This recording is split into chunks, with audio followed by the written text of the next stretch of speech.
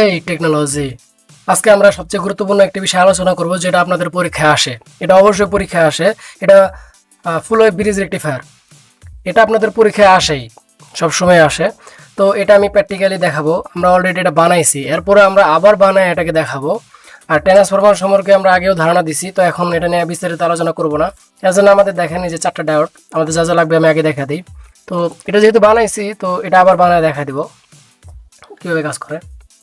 তো দেখেন আমাদের এখানে 4টা ডায়োড আছে। এই যে 4টা ডায়োড, এই যে 4টা ডায়োড আমাদের 1 2 3 4 ডায়োড 1 2 3 4, এটা ডায়োড 1 2 3 4 আমাদের 4টা ডায়োড। আর একটা রেজিস্টার মানে লোড হিসেবে এই যে এখানে ব্যবহার করছে, এটা আমরা ব্যবহার করব। এই ট্রান্সফরমারের মাধ্যমে কীভাবে তৈরি হয়েছে এটা আমরা এখন দেখাবো। তো চলেন সার্কিটটা এঁকে দেখানো যাক বোঝার সুবিধার্থে। এটা আকার এবং বোঝার একটা বিশেষ নিয়ম আছে, যেটাতে আপনারা সবাই মনে রাখতে পারবেন এবং সার্কিট বানানোর সময় আপনাদের কোনো রকমের ভুল হবে না। আপনারা খুব ভালোভাবে এটা বানাতে পারবেন।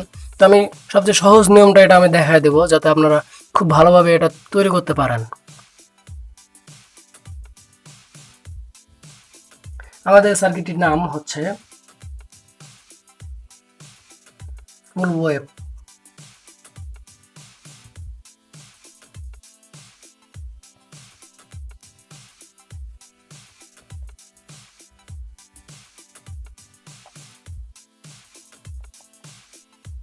ফুল ওয়েভ ব্রিজ রেকটিফায়ার, এটা খুব সহজে আপনার আঁকা যায়। খুব ভালোভাবে খেয়াল করবেন। এই যে আমাদের ট্রান্সফরমারটা আছে,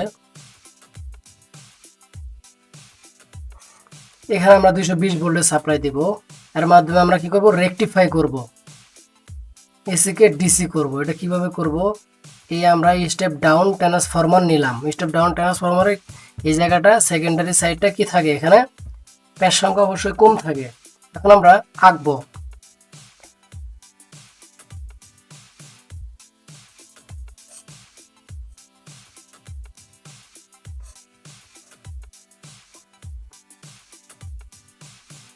দেখেন এটা একটু জটিল, কিন্তু বুঝতে পারলে একদম সহজ।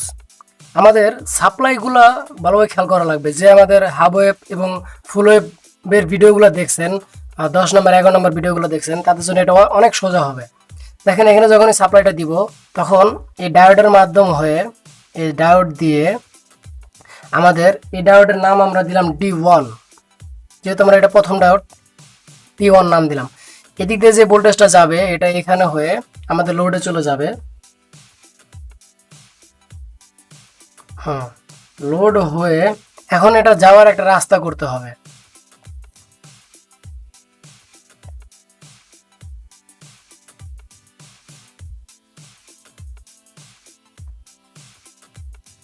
হ্যাঁ, তো এখানে যাওয়ার একটা রাস্তা করে দিই আমরা।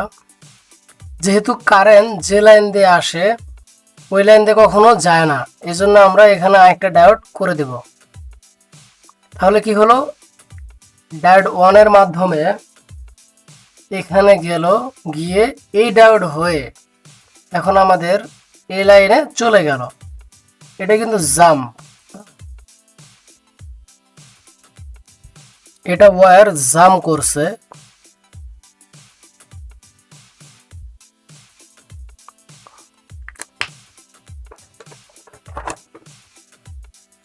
এখানে আমাদের একটা লাইন ক্লিয়ার হয়ে গেছে, যে এই লাইনটা এই ডায়োডের 1 এর ভিতর দিয়ে গিয়ে লোড হয়ে, এটা আর এল লোড, এই লোড হয়ে আমাদের এই ডায়োডের ভিতর দিয়ে এখানে চলে আসলো। মানে আমাদের সার্কিটটা ফুল কমপ্লিট হলো। এরপরে কি, এরপরে আবার এই দিক দিয়ে প্রবেশ করবে কারেন্ট এখানে, যে এখন আমাদের এখানে একটা ডায়োড দিতে হবে। এই ডায়োডের ভিতর দিয়ে যখন যাবে এই রিভার্স প্রাপ্ত হবে, এখান থেকে আবার এসে এখানে এসে আবার এই প্রান্তে চলে যাবে। দেখেন আকার সবচেয়ে কি সহজ নিয়ম, যে একটা লাইন যে ইউজ করে সে নেক্সট টাইম আর ওই লাইন ইউজ করবে না, এজন্য এখানে চলে আসবে। এবং কি এই লাইন দিয়ে যখন যাবে তখন এই রিভার্স প্রাপ্ত হবে, তো ঘুরে আবার ওকে এই লাইন দিয়ে যেতে হবে। মানে এটা যদি পজিটিভ থাকে তাহলে এটা অবশ্যই নেগেটিভ হবে, এবং এটা যখন পজিটিভ থাকবে তখন এটা অবশ্যই নেগেটিভ হবে। তো এভাবে এটা কাজ করবে। এটা আমরা এখন প্র্যাকটিক্যালি দেখব, খুব ভালোভাবে খেয়াল করবেন। এটার আমরা নাম দেই, এটা যদি D1 হয় তাহলে সিরিয়ালে নাম দেই D2, D3 দেই, এটা D4 দেই, D1, D2, D3, D4, নামে সমস্যা নাই, শুধু বুঝলেই হলো। এই যে আমাদের রজন, এই যে আমাদের লিড।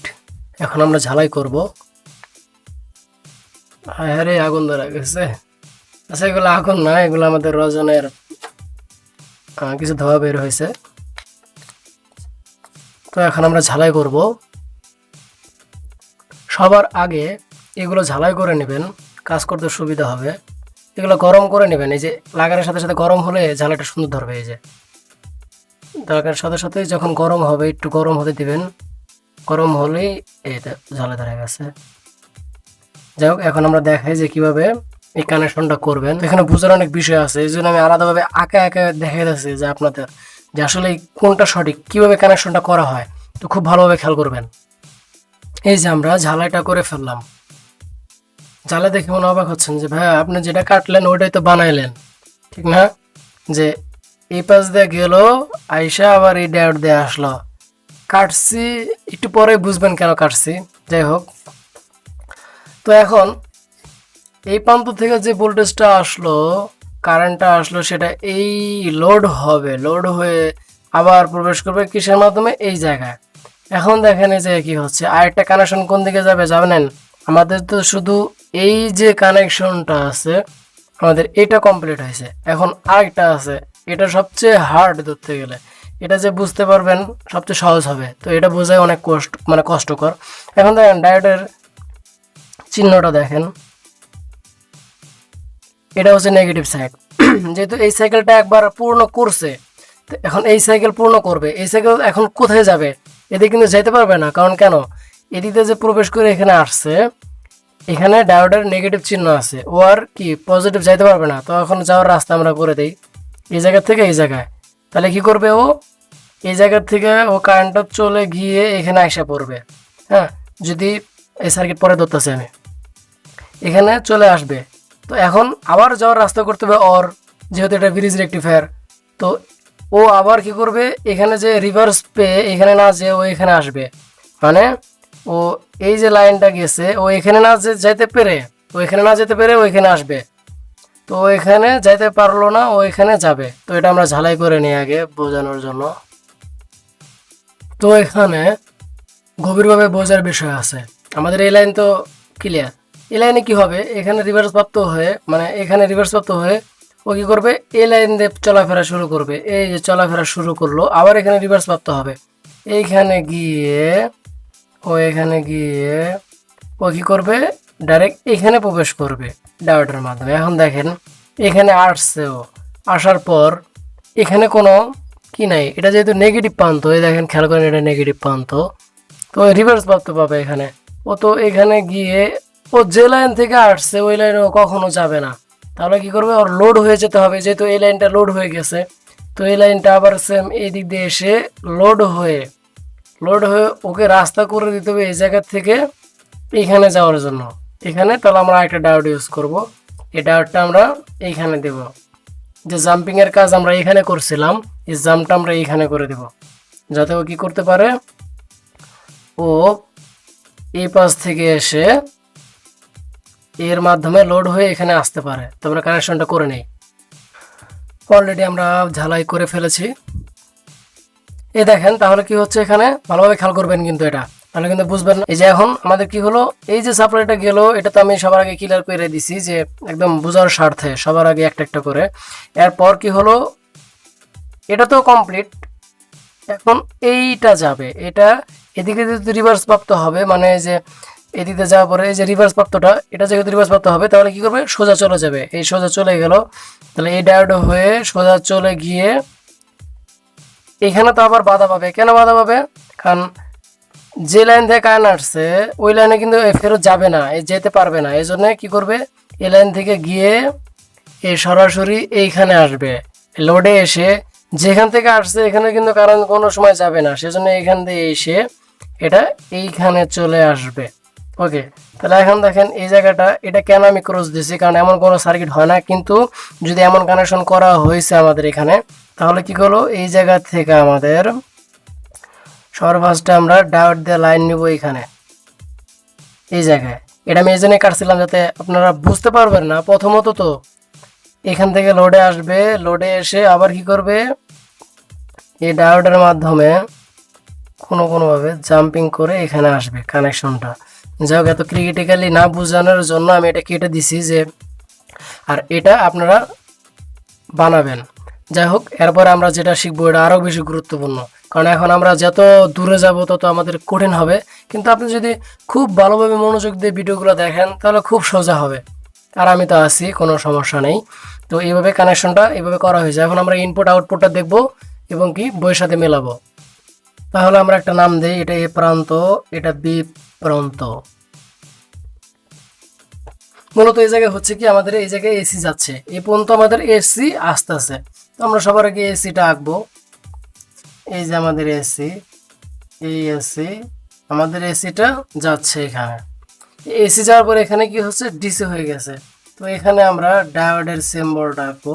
যেহেতু এই প্রথমবার এটা পূর্ণ হয়েছে সেই জন্য এখানে একটা ডায়োড, এবং কি নেক্সট টাইম যখন আবার গেছে এই পাশ দিয়ে এখানে এসে আবার এই ডায়োড হয়ে এখানে, তখন আরেকটা, আবার যখন এটা গেছে, হ্যাঁ, যখন এই যে এটাতে গেছে একবার, এটাতে গেছে একবার, এটাতে গেছে একবার, তো এইভাবে এটা কন্টিনিউ চলতে আছে। তো এটা কন্টিনিউ চলতেই থাকবে।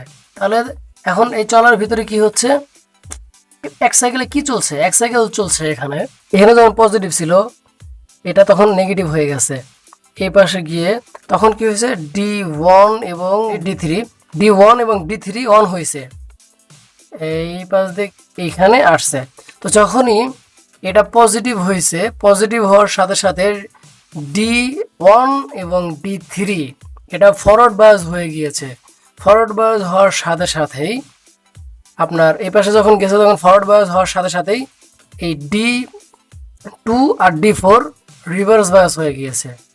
এবং কি যখন এই বি প্রান্তটা যখন প্রবেশ শুরু করছে, তখন D2 এবং D4, কিভাবে D4 এ পাশ দিয়ে গিয়ে এ পাশে আসছে, তখনই এই দুটো ফরওয়ার্ড হওয়ার সাথে সাথেই D2 আর D4 মানে ফরওয়ার্ড হওয়ার সাথে সাথেই D1 D3 রিভার্স হয়ে গেছে। ওই যে আগের পদ্ধতিতে যেটা, এটা ফরওয়ার্ড হলে এটা রিভার্স, এটা ফরওয়ার্ড হলে এটা রিভার্স।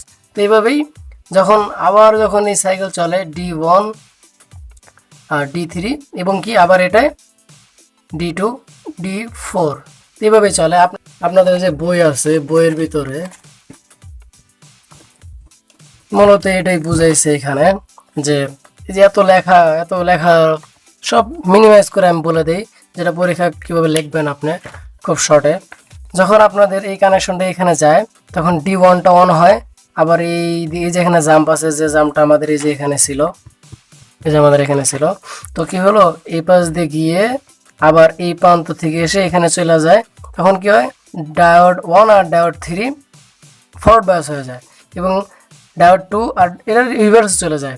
এবং যখনই আবার এই প্রান্ত দিয়ে গিয়ে যখন আবার লোড হয়ে এখানে যায়, তখন এই দুটো ফরওয়ার্ড হয়, আবার এই দুটো রিভার্স হয়। এটাকে ঘুরে ফিরে লেগছে। যাই হোক, তারপরে হয় কি, যেখানে এই যে আমি যেটা বুঝাইছি, এটা সবার আগে এসি ছিল আমাদের, এইটুকু যে এসি, যে এইটুকু আমাদের এসি।